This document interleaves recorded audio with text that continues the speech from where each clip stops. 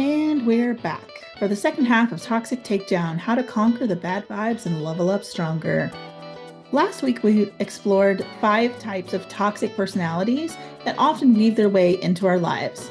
We discussed the narcissist and the manipulator, and this week we're going to talk about the victim, passive-aggressive, and the gossiper. Each of these personalities brings its own set of challenges, and understanding them is the key to not only protecting ourselves, but also thriving amidst adversity. Have you ever found yourself feeling drained by someone who seems to always play the victim? Or maybe you've dealt with a master manipulator who twists situations to their advantage. Today, we're going to discuss these behaviors, look into the psychology behind them, and most importantly, arm you with strategies to protect yourself and maintain your well-being. Are you ready to level up stronger in the face of toxicity? Let's dive in. So if you're not the manipulator and you're not the gaslighter, often, and this is a tactic that both of them often use, they become the victim. The victim. The personality is a perpetual, and we all see these, and this is probably the most pervasive in our society, the victim. People love to be the victim. They see themselves as the victim in circumstances or in the actions of others. They often refuse to take any responsibility for their actions. None. This is probably a large percentage of our society right now, unfortunately. And they manipulate others through guilt of their victimhood. Yes. And the constant need for sympathy is so maddeningly draining and challenging to deal with. True. Yeah, this probably for me, the person who plays the victim in situations is the hardest of the 5 toxic personalities for me to deal with, just because I believe that you are responsible for the life that you live and you have resources. So anybody who sits, and it's fine if you want to have a little pity party. 15 minutes, get over it. Yep. And then go find something else to do. But the victim lives in that space. Party. Yeah. I give yourself 20 minutes of self-pity, and then after that, let it go. Yeah, absolutely. But you're exactly right. Because to me, and that can be a more subtle theme that happens. You don't realize it right away. Because a lot of times, sometimes people really are down on their luck and things are happening to them. And, a lot of times we want to help other people, right? So there's that natural desire to want to help them. But it's, I'm with you as far as the victim mentality has innately is saying that you are powerless, right? That you cannot do anything to change your reality. And that's a lie from what I call the negative ego, your shadow self, the dark side, whatever you want to call that.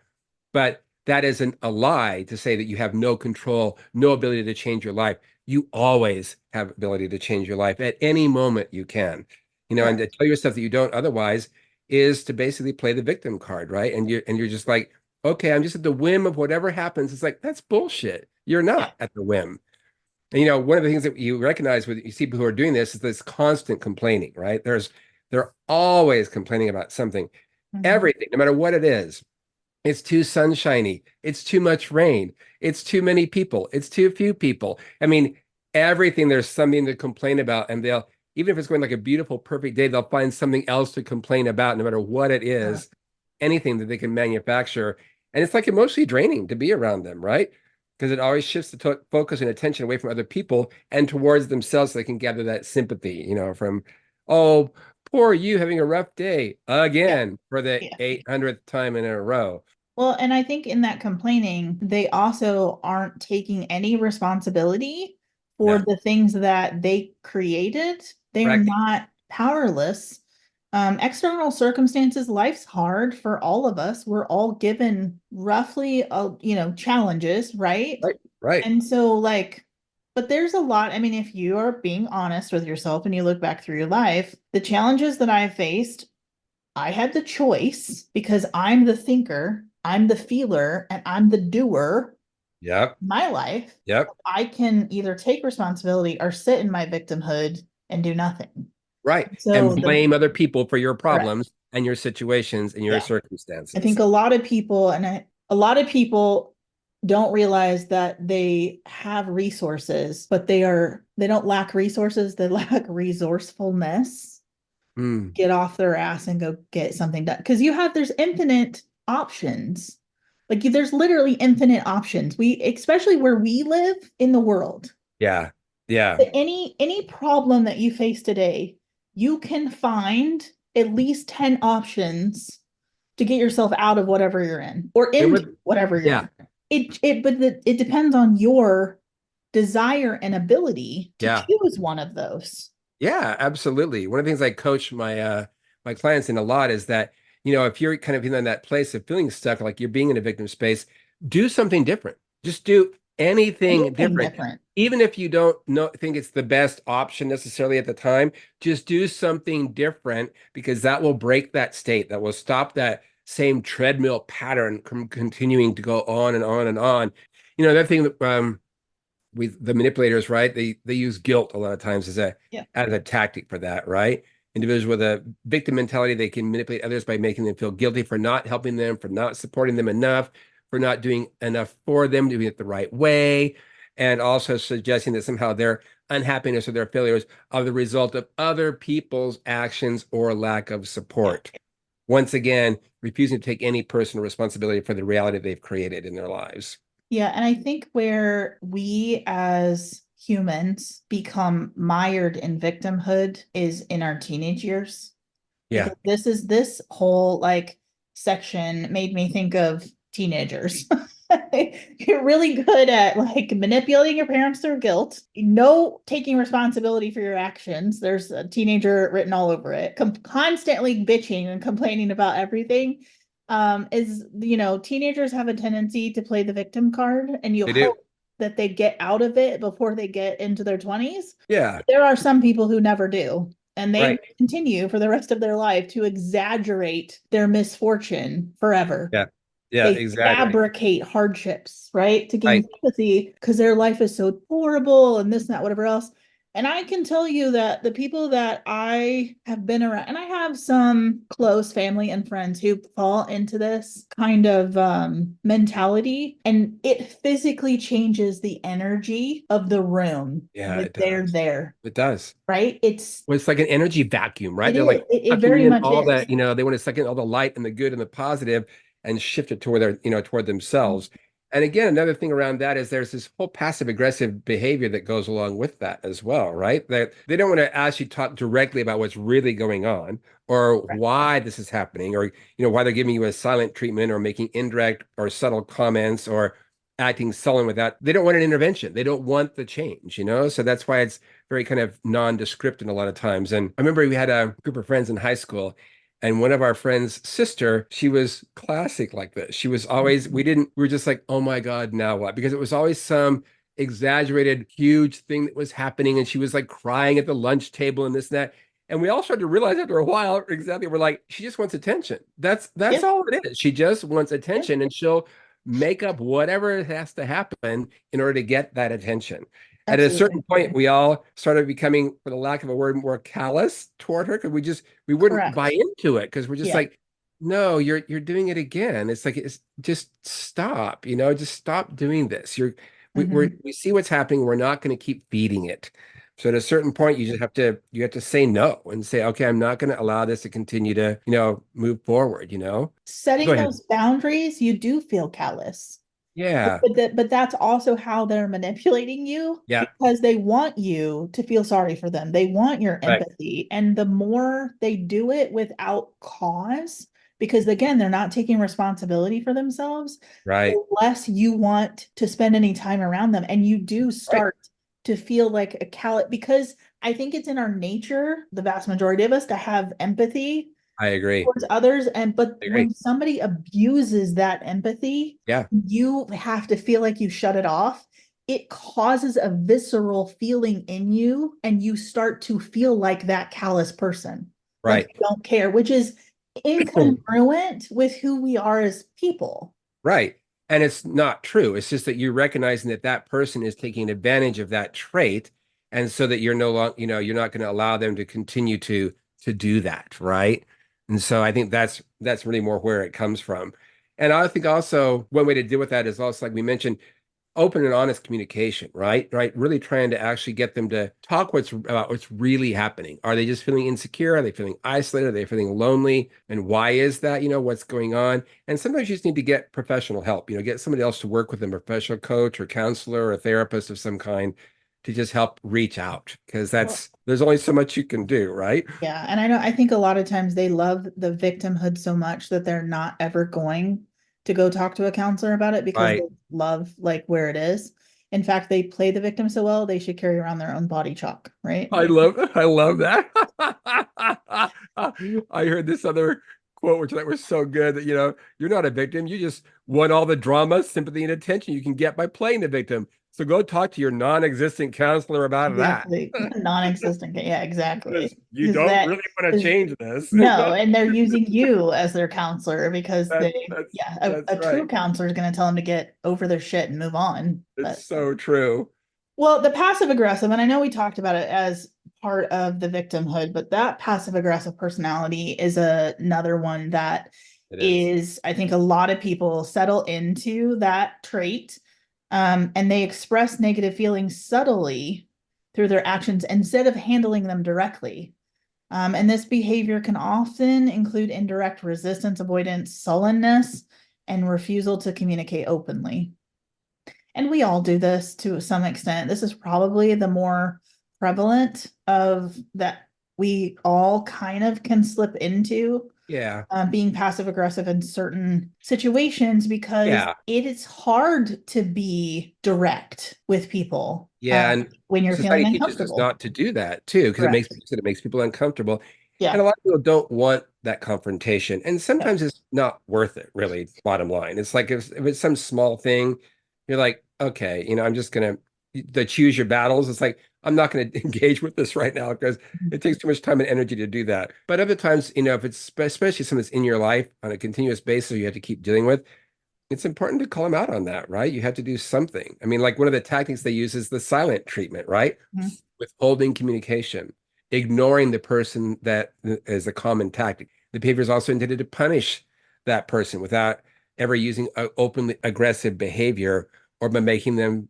the target feeling less compelled to seek the passive aggressive individual's approval or forgiveness, right? So it's Yeah. that kind of thing. And that's like you'll see that a lot of times. Someone gets pissed, no, they just stop talking. You're like, okay, what's wrong? Nothing. If nothing was wrong, you wouldn't be giving me the silent treatment. Correct. So what is wrong? Yeah. What's really Unfortunately, happening? I use this one probably now that I'm thinking about it.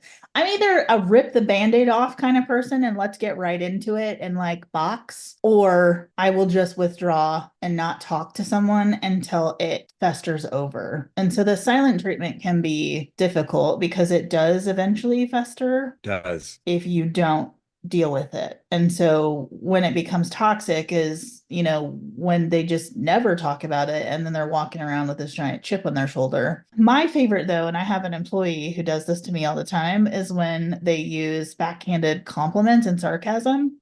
So they'll give you a compliment and then the butt comes out, right? Right.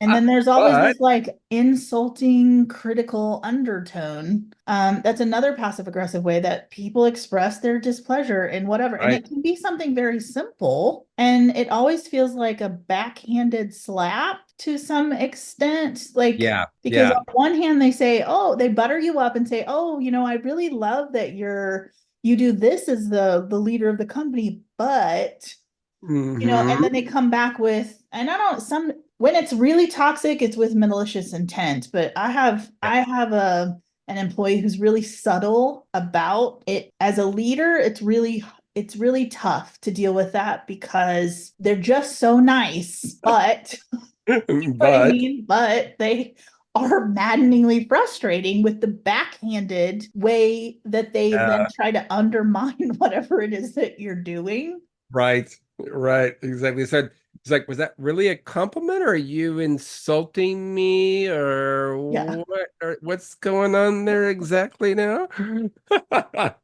Yeah.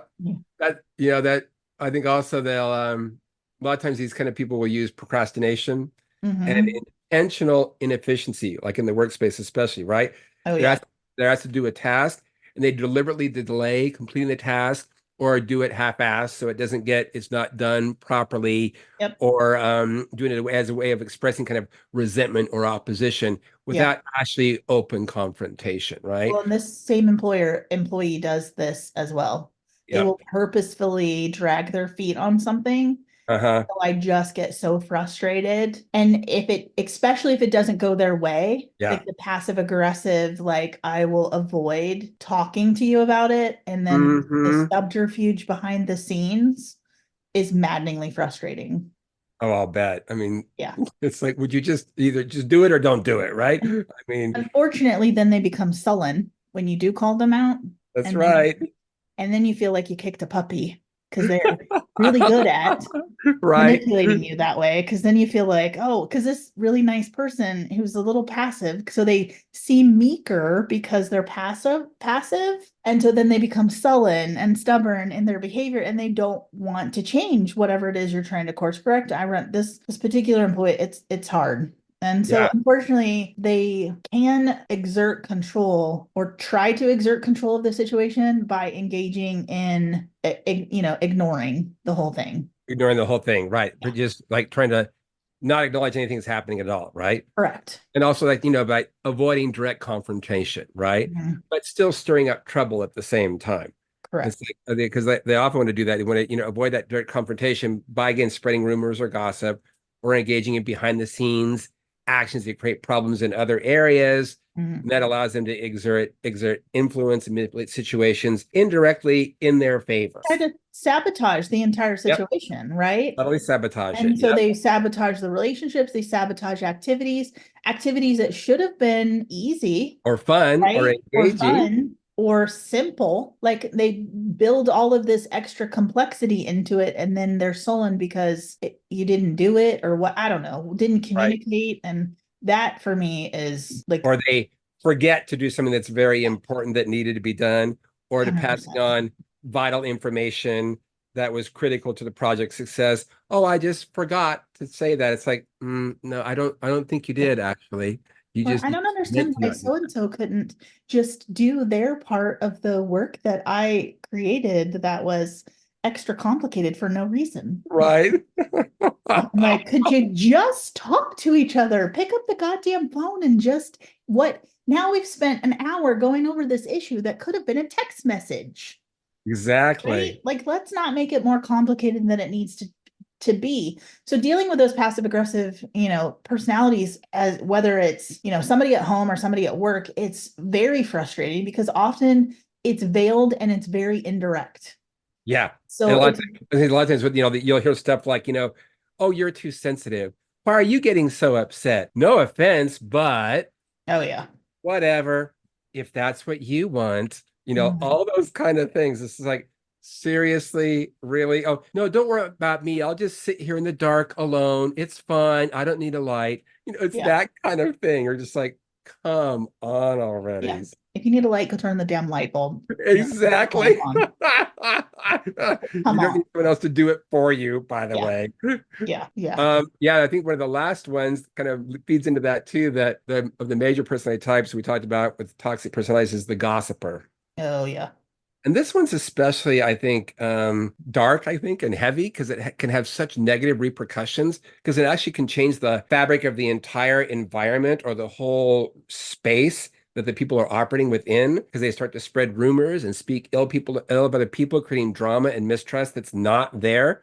Yep. And they use that gossip as a tool to feel superior or fit in. And it can be extremely destructive and create a very toxic environment in general, not just with the people directly involved, but the entire process, the entire space you're in. Well, and this gossip is terrible. I It is. absolutely hate gossip. I hate that, and we all to some extent do gossip, but there are those people, and when it becomes toxic, you know what? You know those people who they Yeah. thrive on the gossip. Yeah. That can often be very damaging as they affect not only the target, but also a whole bunch of people within the wider circle of that gossip. So Yes, the exactly. gossip is far reaching, and it's like that horrible childhood game of telephone where they start Yes. with one thing, and by the time it like gets out into the universe, it's It's completely completely different. different. And Yeah.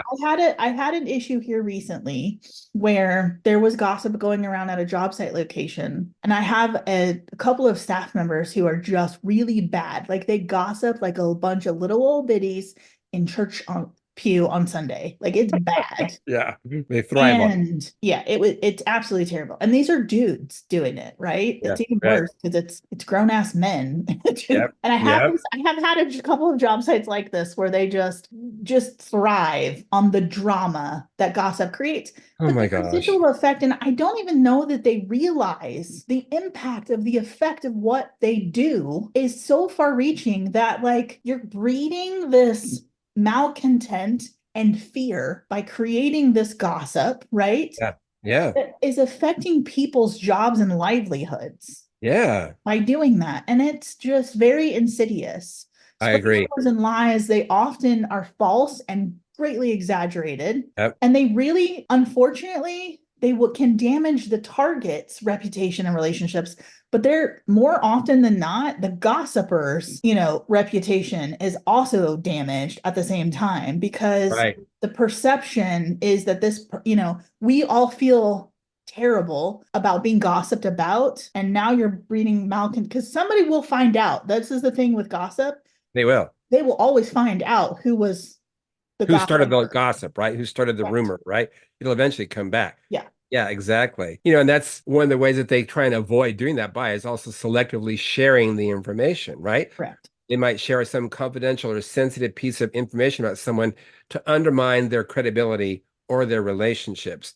And then by controlling who hears that information, the gossiper gets to manipulate the social dynamics to their advantage in that space. Yeah. Well, and they're also pitting people against each other in the Yep. process of doing all of that. Yep. Again, to gain favor, Yep. gain some sort of upper hand, Or sometimes access to just some exclusive circle they think they need to be correct. part of or something. And also a lot of times they'll feign concern or innocence when Yep. someone is actually confronted about them. It's like, oh, I didn't do that. I know what you're talking about. I was just passing on what I'd heard. It's like, but you didn't Yes. verify that it was factual. You didn't find No. out what you were just passing on rumors. That Mm-hmm. and when you do that, you are complicit. You're Yeah. agreeing and being part of the rumor mill when you do that. Well, it almost always creates a group, like an Yep. in or out or a clique or an exclusive Yep. group, somebody in the Yep. know, somebody not in the know. And so this becomes we see a lot of this in, our teenage years, but unfortunately what we found as we get older is people never left high school, a lot of us, Right. right? And continue that mentality of gossip and creating the clique mentality Yeah. that is, I have knowledge, you don't, you're in, I'm out, whatever. Right. Right. And that the consequences of that on a personal and professional level are heavy. And so, I agree. I would say anybody who comes to you with gossip, and you know what somebody's coming to you with gossip, Yeah. be skeptical. Encourage the person to have direct communication. Like if you hear something, I always ask, who did you hear it from? Because I do I too. want to triangulate the information I because agree. there's two sides to every story, and somewhere in the middle is the truth. Yeah. That's been a lesson that I've learned in dealing and being a leader is that somebody's going to come tell me something, and I'm not going to believe what that one person said at face value. I have to triangulate the information that's coming to me because it's being told to me through their lens and Correct. often is missing key components. Correct. Yeah, exactly. Whenever I've done any kind of group work with clients, it's very powerful to have everybody in the room at the same time and then bring up whatever the issue is going on because there can be no longer, it delineates and destroys that clicky in out group thing because everybody is there in the space at the same time talking about the same thing. So you can't say, oh, this person said this and this person said that. And when they're sitting right there and saying, no, I didn't say that, or yes, I did say that. Mhm. So it's a way that honest, direct communication is really powerful to encouraging that direct communication and avoiding perpetuating any kind of harmful information being passed on, because I think addressing it directly and promoting a culture of openness and respect can really help to mitigate any of those negative effects. Absolutely. And you notice how people who gossip are not ever gossiping about someone else's virtues. Right? They're positive traits, right? So I'm going Exactly. to start rumors about how cool people are There you just to combat the fact that there are toxic people who gossip from now on. I love that. Eleanor Roosevelt has a quote, which I'm paraphrasing, but it was always really Yeah. struck me. It's so powerful. She says that, what great people talk about ideas and concepts, right? Mhm. And then average people will talk about societal issues, and then small people talk about each other. Yep. These five toxic personalities are pervasive. At the very beginning, we talked about the fact that there's probably a sixth personality type that I think is developing over time, and that is the personality that is driven to manipulate. I guess it's really manipulation based on fear, right? Yeah. So maybe Yeah. that really falls into the fifth, one of the five, where, Yeah. I'm seeing more and more, especially over the last 5 years, self-help gurus coming out of the woodwork, and some that have been in the industry for years and years and years, right? Yeah. Who Yeah. are utilizing the monetization of your fear to manipulate you, Yeah.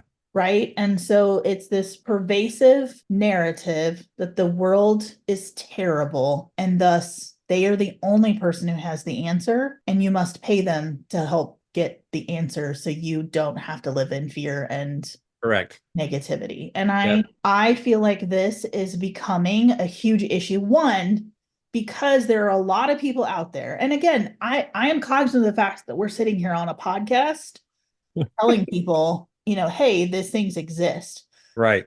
I am not telling you how to spend your money, though, while I'm telling you this. And so, I believe everybody has the ability to go and think and do for themselves. I believe that it is a good thing to utilize the knowledge of someone to help you move a step ahead. I mean, obviously, Absolutely. our podcast is called Level Up Stronger, right? The, Right. the Right. whole point of this is to help people move to the next rung This of level to the level ladder. up in your Yeah, lives, exactly, exactly. and to empower you with the information that we're passing on.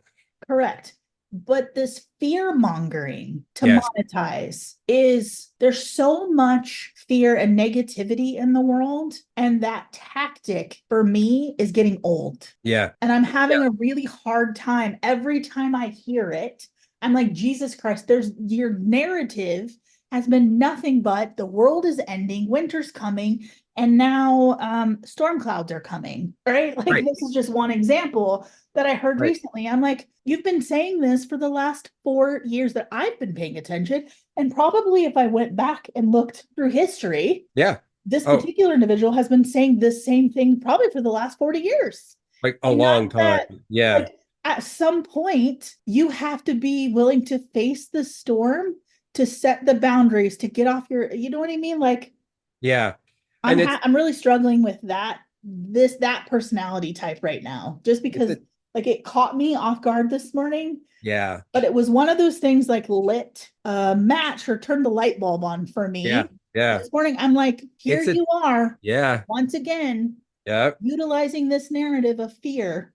Yep. And I know that you're just going to use that to then monetize. And yeah, you're doing good in the world. It's a tactic, and to me, there's a level of inauthenticity in Yeah. doing that. And I've noticed that happening for years. The media has done this for years and years and years. So politicians will do the same Yeah, thing. they do. They'll try to use fear mongering to get people to vote for them. I will help you fix this horrible scenario that's happening.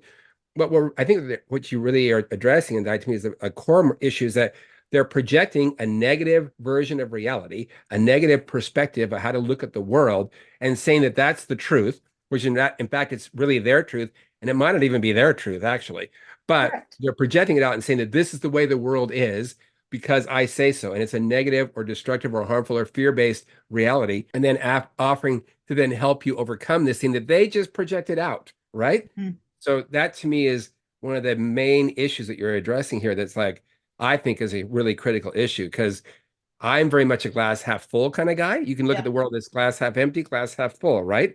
And it's your perspective that shifts your way that you view the world, how you experience reality, what things are drawn to you, how much you can raise your resonance, how many things are attracted to you because of your view of the world, your positive or negative influences. Those are all like magnets. So to me, that's an insidious way of trying to get people to, do whatever they want them to do. Well, and in the glass half full, half empty analogy, who the fuck said that that was the only water you were ever going to get? So true. right? You can Like go who fill the says glass up that's the rest of the all way. the water that you're ever going to get? You are holding the glass. You go fill Yeah, it back up with more stuff. Empty it when you need to. Drink. Like maybe throw the glass away. Like, you know what I mean? Like right. I'm gonna get a gallon jug I instead hate of a that it's glass. like it has to be either or. Yeah, Like and that's it's the think reality outside the isn't like box. that. Fuck the box. The box doesn't exist. The Yeah, box is only there. The glass is only there because somebody told you the glass was there. so The true. glass doesn't exist. It's so true. Think outside of the box. I really like that. That's so perfect. It really is. It's like, what do you want it to be? How do you want it? How do you want it to look? Yeah. I said, go get your gallon jug of water if you want, instead of like having a glass, right? Like whatever. But you're exactly right. That's a really powerful point, I think, Tiffany, too. It's like, yeah, whatever you want it to be, that's what it's going to be ultimately. No one can dictate how the world is working for you or how it's set up. It's your Absolutely. experience, it's your choices, your thoughts, your feelings, your decisions. You're the one that's in charge of Well, and your life. I think because I'm sitting in a place today where I'm very confident in my ability to look at the world objectively, that I notice that fear mongering bothers me. But Yeah. not everybody has the arsenal of tools. And I didn't always have the arsenal of tools. And this particular person who was spouting this today was a person who taught me some of these arsenal of tools. So, I mean, it wasn't necessarily a bad thing, but Yeah. there are things that we need to learn and develop, like, and I know we talked about it a couple of times with some of the different personalities. You have to set boundaries with people. You Have to. have to set, that's Have to. part of work-life balance, harmony, whatever, Have to. that you know what you need. And you set the boundaries and the guardrails around what it is that you as a person need and what is acceptable behavior to you. And Correct. to What is be acceptable behavior? firm and consistent with enforcing the boundaries, Yes, because narcissist manipulators and other toxic individuals thrive on shoving your boundaries they and do. seeing And how far crossing the they can boundaries. bend or jump over them. Exactly. And it's also, along with that same line is about cultivating your self-awareness, right? Yes. Being conscious of your own emotions, your own triggers, your own weaknesses and strengths, so that though you can't be exploited when other people or toxic people or personalities are trying to use that as a way to manipulate you or control Yeah. you, right? And also improving your assertiveness, advocating for yourself. You're the best advocate for you, right? So Yep. learn to communicate assertively but respectfully about what it is that's appropriate or not appropriate for you. This is the boundaries. This is where you can't cross. This is where I draw the line. And Yeah. be able to express your thoughts and your feelings clearly and confidently.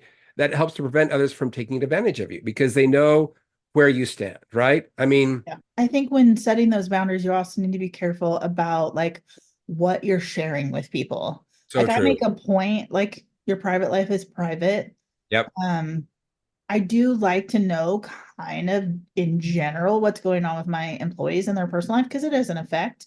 But I Yeah. don't need, nobody needs the details of every aspect of your personal life. No. We live in a society where everybody's personal shit is out there on social media right now, Here's right? what I had for breakfast. I don't Yeah. care what you have for breakfast. Yeah. Don't drag out like all of your personal baggage into a situation where it can then be used against you. Right. You can use this ammunition if they decide to Correct. attack you. Exactly Yeah. right.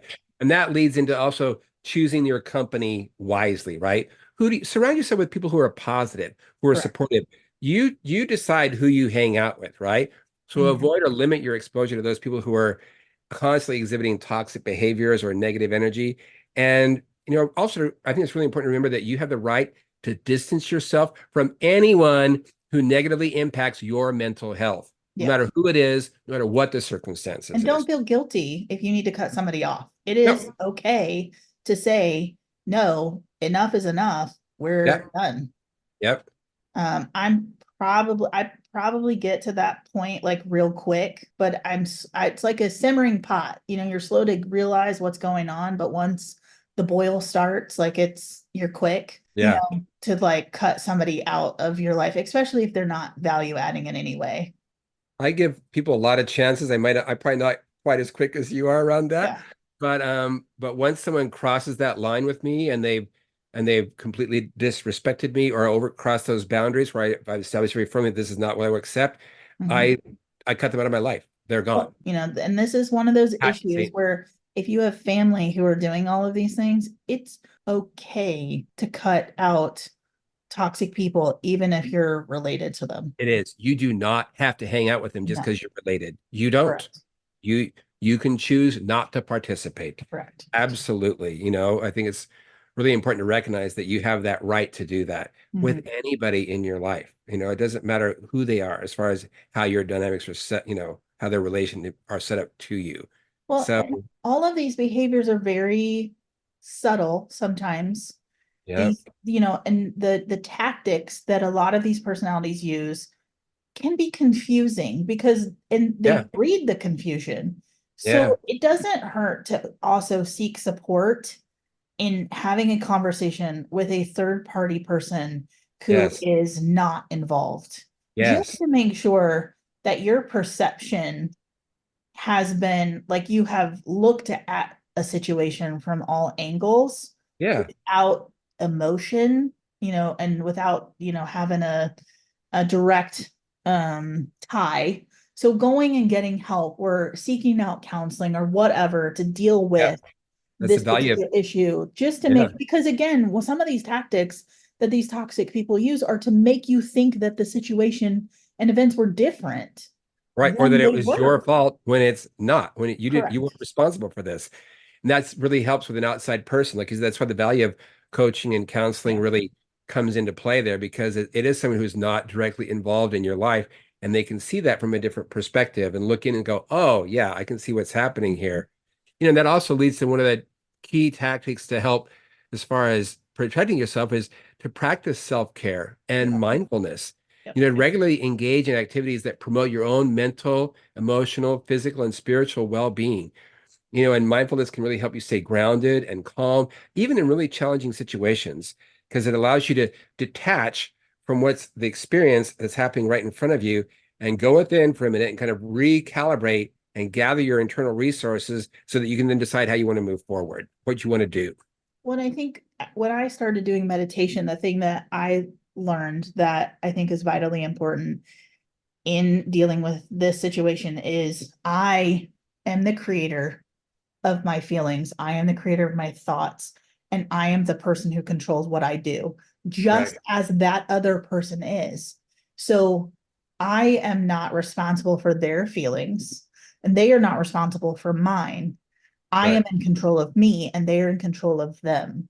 Correct. Right. And so they're choosing to do things to try to poke at me, but I choose how I'm reacting. That's the Right. key right there, Tiffany. Yeah. You choose how you respond. You can't Correct. necessarily control the situations that happen around you, but you have 100% control over how you react to them. Correct. That's your power. Well, That's and where it to lies. think anything else makes me the victim, right? Correct. It So does. like I am not a victim. I am in control of my situation. I am in control of my feelings. You cannot do anything that's going to make me feel a certain way. I'm choosing that. Correct. So I'm choosing to either have peace with it and let you go, or I'm choosing to have a problem with it. And then Right. and then I'm choosing my reaction too. So I can let it bother me. I can let all of these tactics that they deploy affect my ability to function in the world, right? Or I can choose to take myself out of the situation. Right. And to keep focused on your own happiness Correct. and your own goals and the things that nurture your own life, right? That make you feel more expanded, more growth oriented, more empowered, more light filled. That's you focus on that. And as you do that, you'll feel less dependent on other people trying to get your self value or self worth or self esteem, which by its nature comes from within. It comes from within yourself. It doesn't come from outside sources. Yeah, And don't have any power to manipulate you then when you recognize that those are inner world resources, right? Because no one can take them from you ever.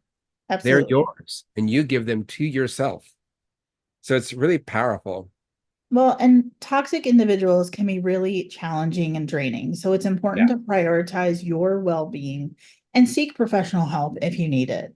absolutely. That brings us to the end of today's journey. through the complex world of toxic personalities. We've packed the traits of a narcissist, the manipulator, the victim, and passive aggressive people along with the gossiper. And the most importantly, we've armed ourselves now with strategies to not only recognize these personalities, but also protect ourselves from these toxic behaviors. So remember, the key to thriving amidst toxicity is understanding personal boundaries, I should say, strong personal boundaries, and a healthy dose of self-care. Go within, take care of yourself. It's not just about navigating the challenges that others bring into your lives, but it's also about nurturing your own inner strength and resilience. As we close this chapter, I want to thank you for joining us on Level Up Stronger. But don't go too far. In our next episode, we're going to delve into a topic that's innately familiar to many of us. And that's actually the toxic BFF who lives rent-free in our heads, negative self-talk. We'll explore how our inner critic can also sometimes be our worst enemy. And we'll share strategies to transform this internal dialogue into a source of empowerment and positivity.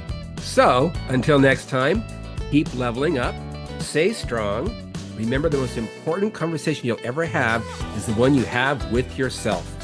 I'm Ken Lyon, and I can't wait to reconnect with you on the next episode of Level Up Stronger. Stay tuned and stay empowered.